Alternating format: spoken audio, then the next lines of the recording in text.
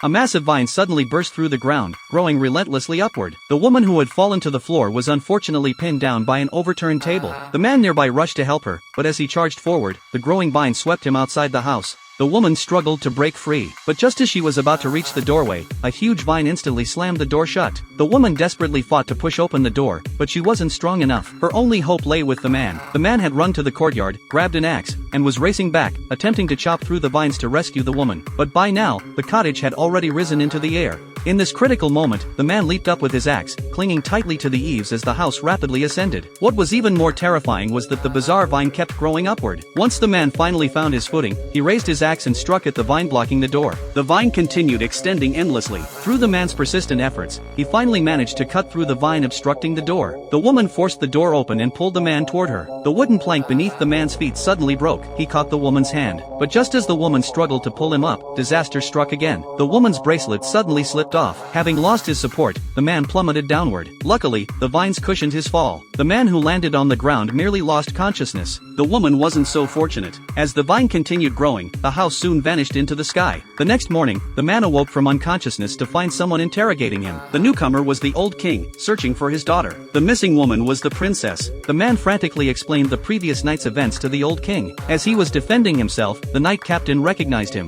When the old king asked where his home was, the still shaken man pointed behind him. Everyone looked in the direction he indicated. A gigantic vine stretched upward with no visible end, and the princess was trapped at the other end of the vine. Follow me for the continuation of this story.